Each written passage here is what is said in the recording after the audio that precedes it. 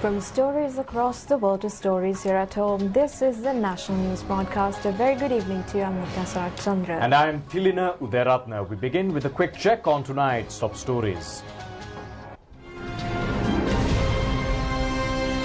Police curfew in the Putlam district and in the Kochikade police division. China provides $500 million to fulfill Sri Lanka's development targets. The UNP hands over nominations for Gaul. Dayasiri Jayasekara signs nominations for the Alliance. The Colombo Crime Division investigates on statements made by Rajitha Senaratne and Sarath Fonseca. It has been found out that the coronavirus is able to survive for a maximum period of 3 hours in the environment. Well, on your top local story this evening, President Gotabaya Rajapaksa says that several necessary measures have already been taken by the government to prevent the spread of COVID-19. The President, in a special address to the nation last night, said that no room will be allowed to bring the country backwards in the face of the virus's threat. The President said that no room will be allowed to destabilize the government under any circumstances. If they do not act with foresight, the ordinary life of the people would become fully retarded. Especially leaders must act with self-confidence. The objective must be to prevent the intrusion of the virus into the island and to minimize the opportunities for the spread of the disease in the country.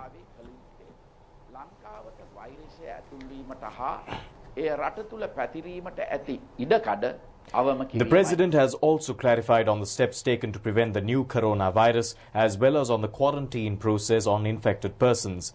Provision of a 3-day holiday for state employees, including workers of statutory bodies, including corporations, as well as closing down of schools and universities were some of the measures taken in this regard.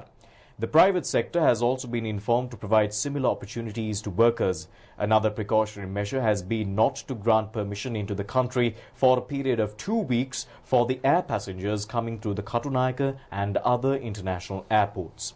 Facilities for germicide in the interior and exterior of institutional premises have also been expanded. The sterilization program is being implemented in common transport services, including buses and trains. The quarantine process is being carried out on 2,287 persons at 16 centres. In addition, a group exceeding 3,000 persons is undergoing quarantine process in residences. The general public is being informed on quarantine in residences by a notice. The people are also enlightened on such places through a telephone ringtone as well. Hotline numbers have been introduced for the general public to inquire on the disease as well as to convey any information. Another concession granted has been the cutbacks on repayment of loans on tourist institutions that have been subject to collapses as a result of the prevailing situation.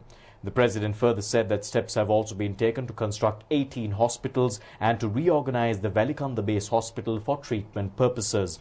The President, in his address to the nation, has further stated that measures have been taken to establish a national operational centre to prevent the spread of COVID-19.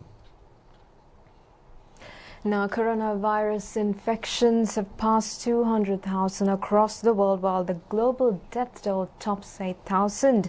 Now, with Europe's number overtaking China for the first time. Now, COVID-19 has affected 170 countries and territories around the world. The World Health Organization has warned the Asian nations to take aggressive measures to face the increasing battle against the spread of the coronavirus. Now, meanwhile, a study has been published suggesting that the virus can remain infectious in droplets in the air for up to 3 hours and on some surfaces for up to 3 days. The highly contagious novel coronavirus that has exploded into a global pandemic might be even more transmittable and resilient than previously thought. A new study published Tuesday shows the virus can remain viable and infectious in droplets in the air for hours and on surfaces up to days.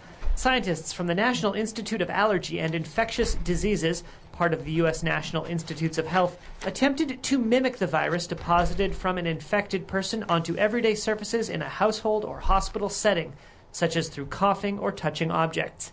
They used a device to dispense an aerosol that duplicated the microscopic droplets created in a cough or sneeze. The scientists then investigated how long the coronavirus remained infectious on those surfaces.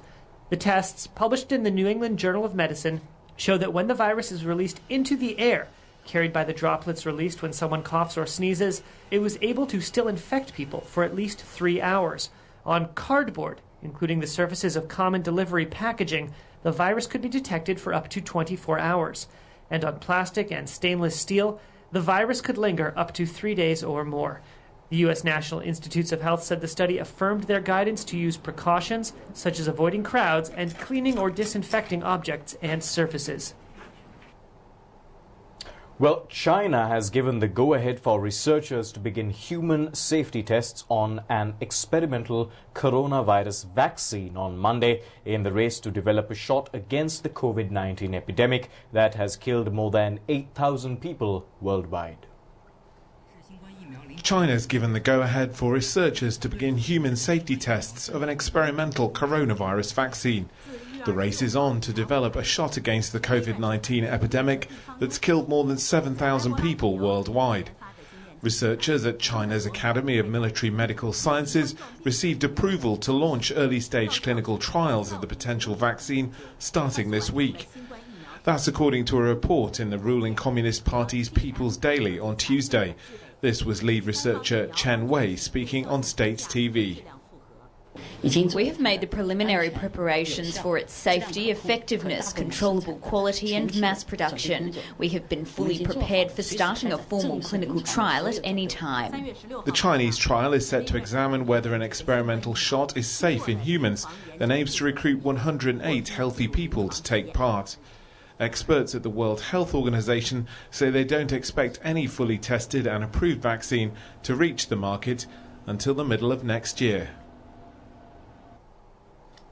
Now, in the meantime, as scientists scramble to develop a vaccine, researchers in Australia said they have taken an important step in understanding the virus by mapping the immune responses from one of the country's first corona patients. The country's health minister said the findings are an important step in developing a vaccine and treatment on the virus. Australian researchers say they've successfully mapped the human body's immune responses to coronavirus in a patient, an important step in developing a vaccine and treatment, according to the health minister. They say they used a patient who would have been in the first wave of infected people, an Australian woman who had been evacuated out of Wuhan. Researchers at the Peter Doherty Institute for Infection and Immunity examined the blood results from the unidentified woman in her 40s. They discovered that people's immune systems respond to coronavirus in the same way it typically fights the flu, and using this map they were able to accurately predict when she would recover. They also say the flu similarity will help the medical community better understand why some patients recover while others do not, and what is lacking in their bodies to lead to that path. The bulk of those infected experience mild symptoms, with severe or critical symptoms only seen in 20% of patients. The World Health Organization has estimated the virus mortality rate is about 3.4%. Switzerland's healthcare system could collapse by the end of the month if the new coronavirus keeps spreading at the current rate, a government official warned yesterday. So far, over 2,600 people have contracted the virus in the Alpine country. Switzerland have Tuesday issued a stark warning on the severity of the coronavirus outbreak in the country, saying its healthcare system could collapse in 10 days if new cases continue to spread at their current rate. Swiss authorities estimated that 2,650 people had tested positive for the coronavirus and 19 people had died, while also predicting cases would likely soar in the weeks ahead. Exact figures were now unavailable as the rapid rise had outstripped the state's ability to record new cases in real time. Residents have been ordered this week to observe strict emergency social distancing measures in an effort to protect hospitals. Switzerland has a population of 8.6 million, but only has around 1,200 intensive care beds. It's now mobilised 8,000 military to assist the country's stretched medical personnel. This week, the World Health Organization called on all countries to ramp up testing to slow the pandemic's advance, while urging companies to boost protection of vital equipment to overcome shortages. Swiss officials still defended its policy to focus testing on people most at risk, rather than every person with mild symptoms. Now on to a more positive note, celebrities have been out in force on social media sharing their tips for helping stop the spread of the coronavirus, from protective clothing to elbow greetings and the best songs to sing while washing your hands. They've been offering their suggestions on social media, and now we bring you the short clip in courtesy of BBC News. Everyone should wash their hands at least 20 seconds. For me, that's important that they say, is not to touch surfaces.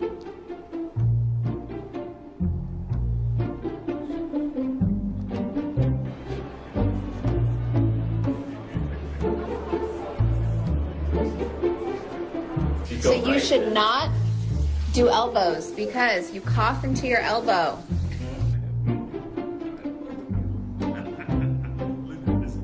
No more restaurants, forget all that. Public gatherings, restaurants, and all this gymnasiums out the window. You stay home.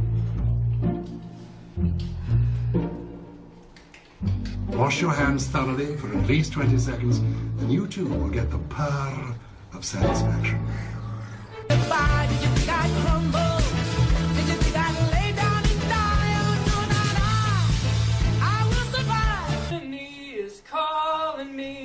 Open up my eager eyes, 'cause I'm Mr. Brightside.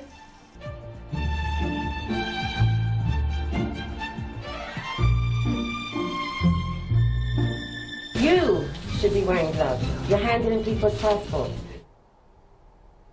Well, quite surprisingly, a slowdown in global economic activity due to the coronavirus outbreak has led to a drop in carbon emissions. However, an eventual rebound from the virus outbreak will test global climate change commitments in the future. The coronavirus epidemic across the world is having one positive impact, for now at least: a huge reduction in carbon emissions.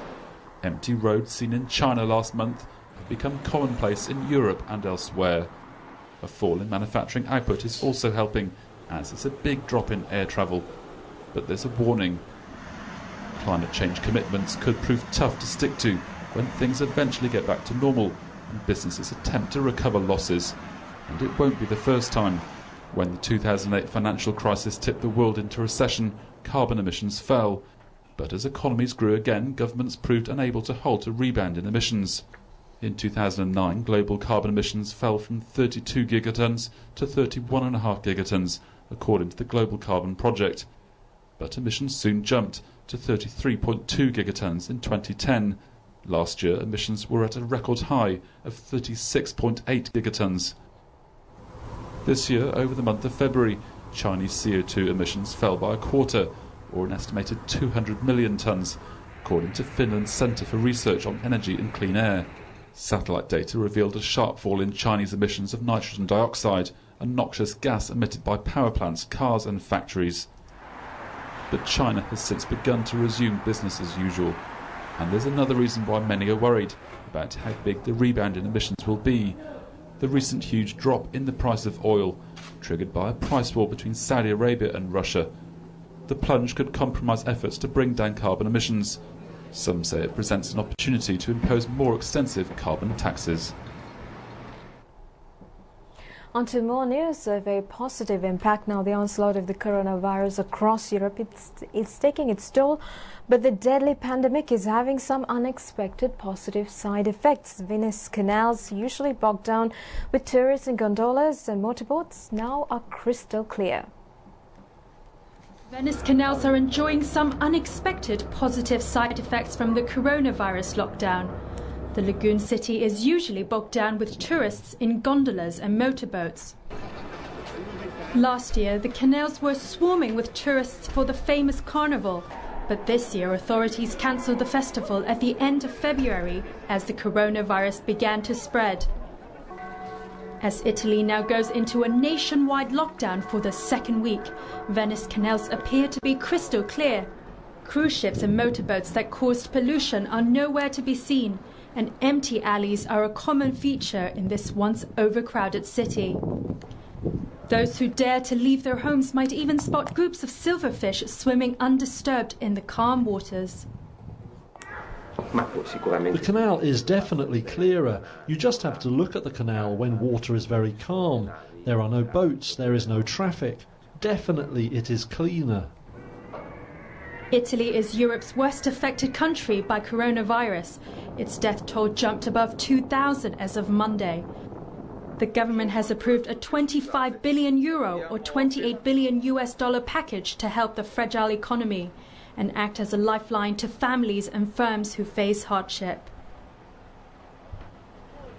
Moving back into local stories now, the government as well as numerous volunteer organizations have organized several programs to prevent the spread of the coronavirus disease. Now, many areas and locations of the island were subjected to sterilization processes today as well. Sterilization of the Sri Lanka Rupavahini Corporation premises was carried out with the cooperation of the Sri Lanka Air Force. The main administrative divisions as well as the news division was subjected to the germicide process. A group of youth in Deyandara have commenced production of face masks. They are produced to be provided free of charge to the government hospitals, with more than 1,000 face masks being produced. Youth Tushan Chandranath Karunaratna of Badegam has devised an air conditioner and a bed that could be used for the quarantine process. He won a silver and bronze medal for his new innovations at an event last year. State institutions, bus stands and buses in Kata Gasdigilia town were subjected to sterilization today.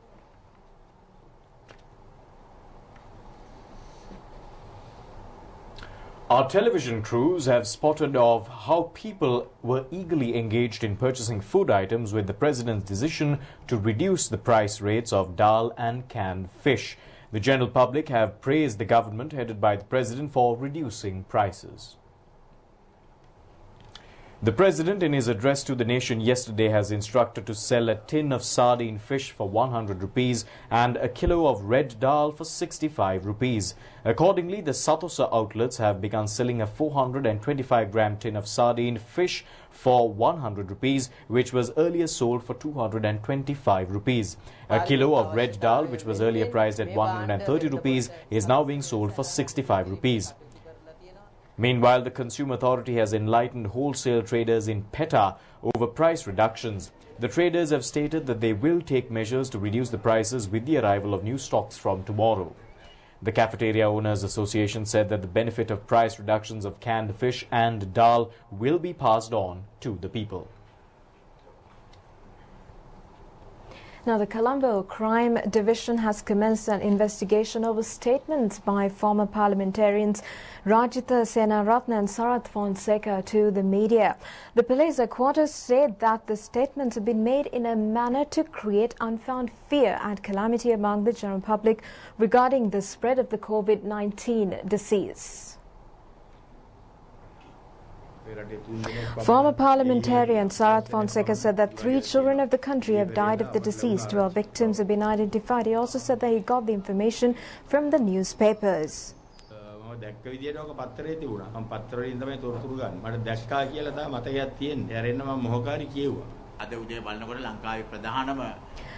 Rajitha Senaratne reported to have said at a media briefing that a group of coronavirus-infected patients have been hospitalized following a big match cricket event between 2 schools. Senior DIG Ajit Rohana said that 2 video clips were found today. A special committee of the Colombo Crime Division is investigating the incident.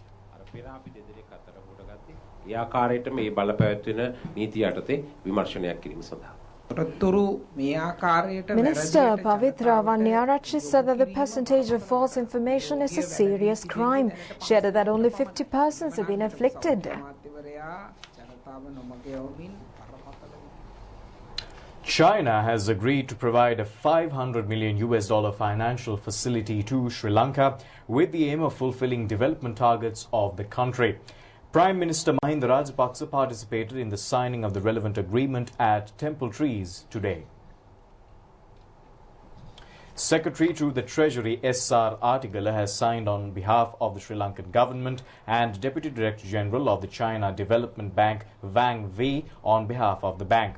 The $500 million disbursement facility will be made available by the beginning of next week. The Ministry of Finance, Economic and Policy Development says that the funds would further strengthen the official foreign exchange reserve of the country.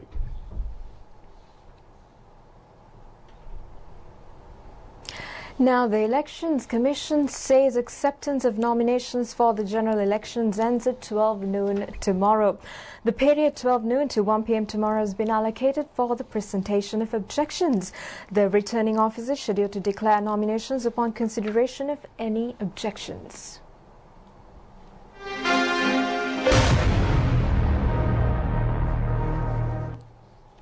Two major parties and an independent group have handed over nominations for the Mathura district today. Nominations were handed over by Mathura district leader Dallas Alaha Peruma on behalf of the Sri Lanka Podujana Perumuna. Janata Vimukti Perumuna parliamentarian Sunil Handunetti has handed over nominations on behalf of the National People's Power. United National Party group leader Vajira Bevardhana has handed over nominations to the Galle district returning officer Soma Ratna Vidhana Pathirana today. The Galle district secretariat district leader of the National People's Power group Nalin Hevage has handed over nominations. Nominations have also been handed over for the Batticaloa district today by the Sri Lanka Podujana Perumuna, the Ilangai Tamil Arasa Katchi and two independent groups before returning officer Kalamathi Pathmaraja.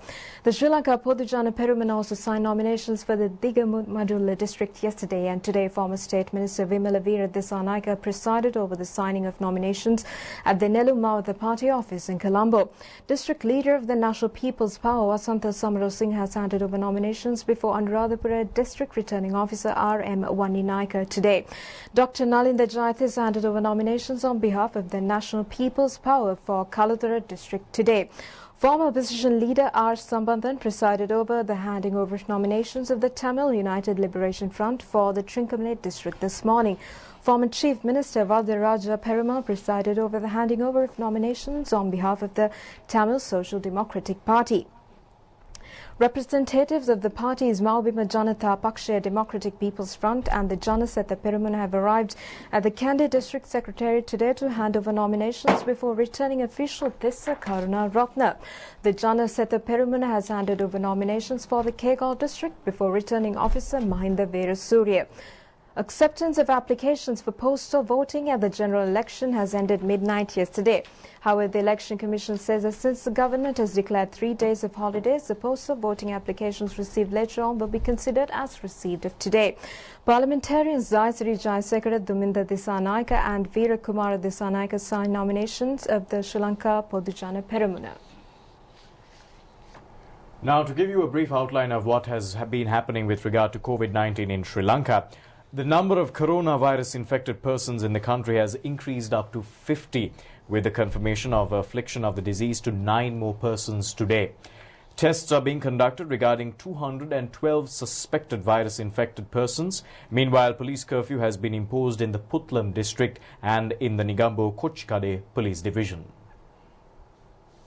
Minister Pavitra Vanyarchi said 2 were from Italy, 1 from India and the other was a tour guide with the group from England.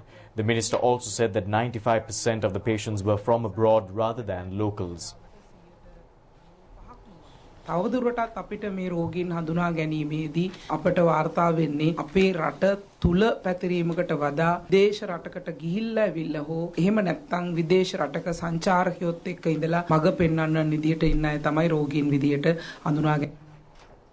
A police curfew has been imposed on the Puttlam district and in the Negombo Kochikade police division with effect from 4:30 p.m. today until further notice. Senior DIG Ajit Rohana said this decision has been taken as a measure to prevent the spread of the coronavirus. The police headquarters also informs that there will be no obstructions for the handing over of nominations for the parliamentary election during the period of the curfew is enforced. It adds that common transportation services and essential services will be carried across the relevant areas.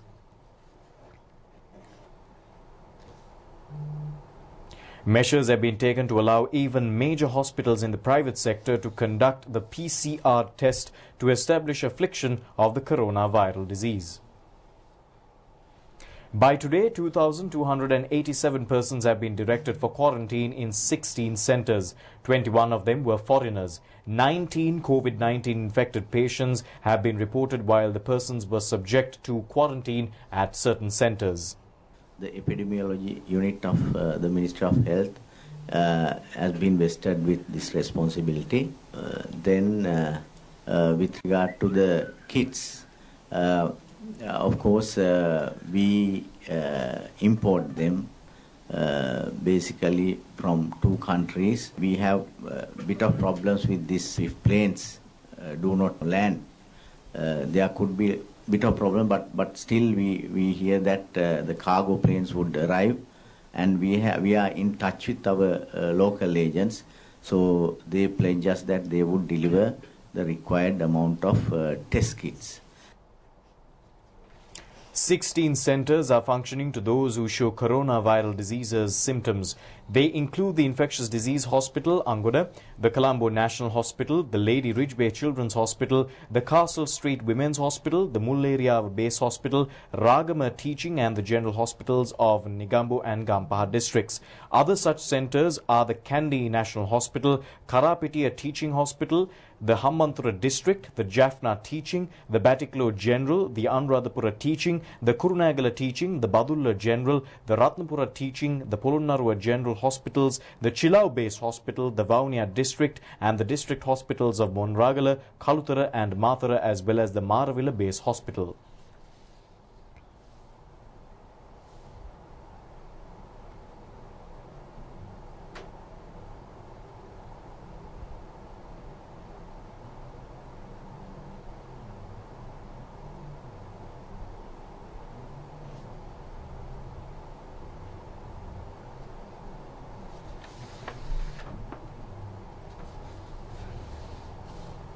A special unit has been established at the Velikanda Base Hospital for the treatment of those quarantined at the Velikanda and Batiklo quarantine centres who display coronavirus disease symptoms. The unit has facilities to treat 50 patients at a time. Meanwhile, the arrival of passenger aircrafts to Sri Lanka has been suspended with effect from midnight tonight. The decision has been taken according to an order of President Gotabaya Rajapaksa. The main objective is to prevent the spread of the coronavirus in the country. Accordingly, the government says that not a single air passenger will be permitted to enter the country for a period of 2 weeks. However, special attention of the government has been focused on bringing back those who went on the Dambadiva pilgrimage.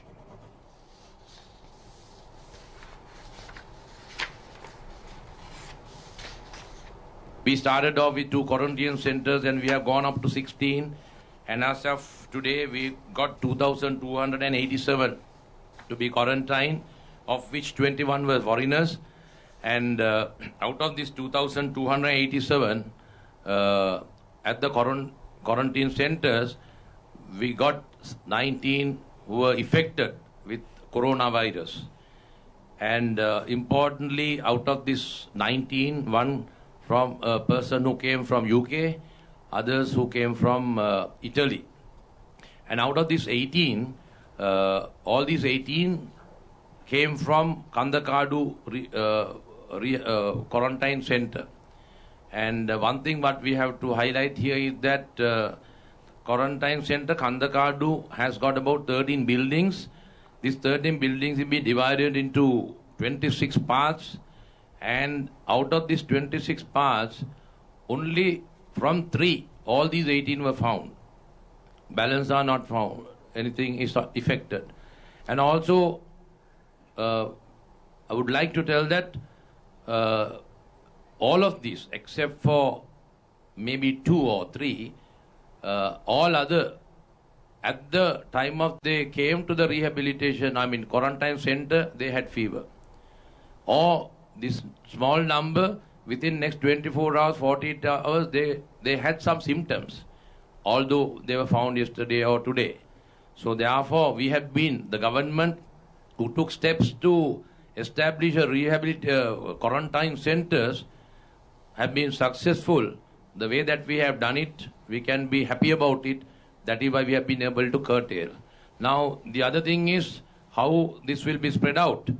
if we are curtailing all these things inside the quarantine centers, the balance is about the people who have come to Sri Lanka from abroad.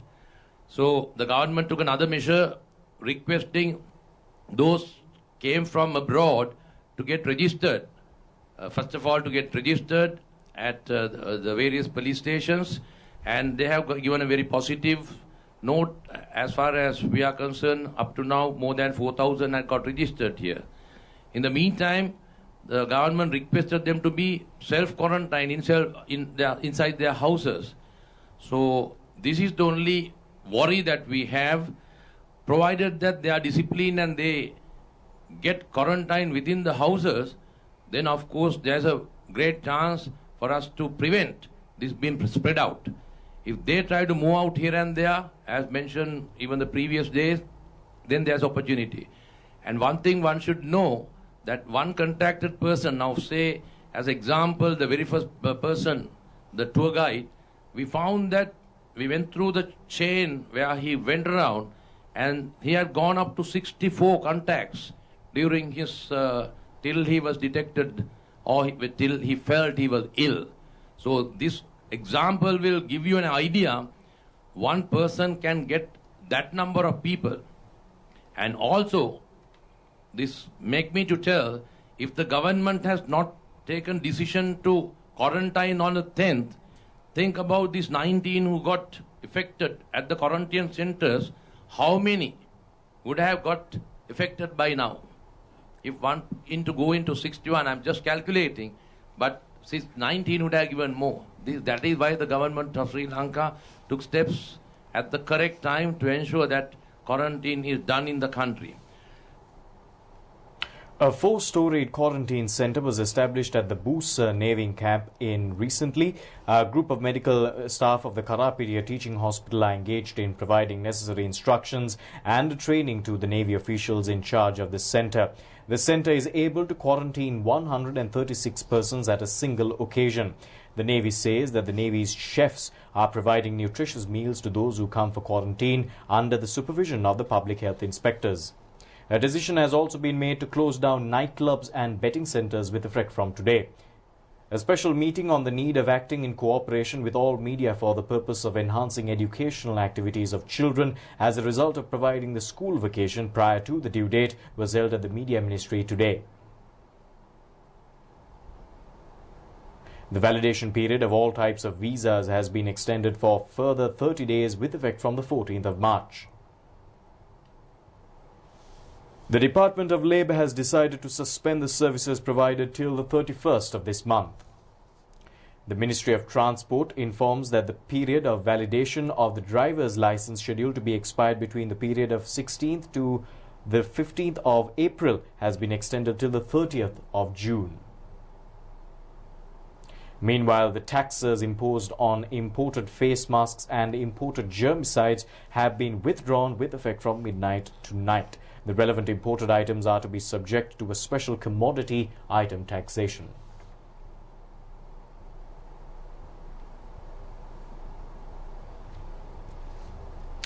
Now, in the meantime, the Sri Lanka Podujana Peramana has informed its candidates to follow stringently the instructions given by the Elections Commission regarding the procedures on arrival at the offices of the returning officials tomorrow, the final day of handing over of nominations. Now, the Peramana has decided to take strong disciplinary measures against candidates who act disregarding the relevant instructions. The Elections Commission has informed that only one person is allowed to accompany the first and second candidates in the candidates' name list when arriving at the office of the returning officials. These instructions have been delivered in consideration of the threat of the expansion of the coronavirus in the country.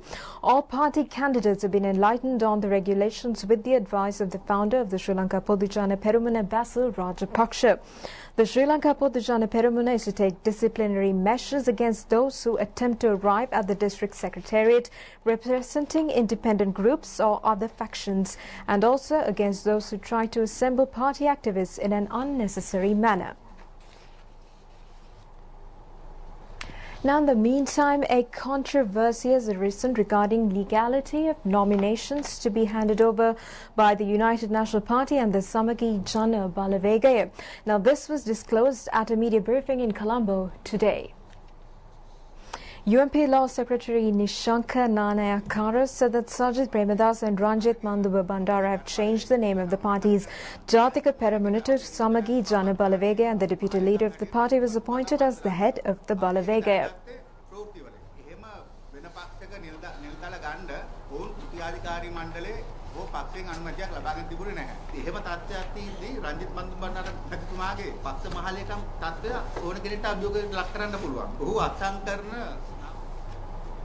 Minister Dr. Ramesh Patirana says that the Election Commission has the power to decide upon the holding of the general election as a result of the coronavirus issue. He said at a media briefing held in Colombo today that the government has been successful in managing the situation caused as a result of the infection. Minister Dr. Ramesh Patirana said that the UNP is expressing unwillingness to contest the election as they have realized of their defeat due to internal rivalry. The protection of the people is more vital more than anything else right now. It is hoped to further consolidate the situation in the times ahead.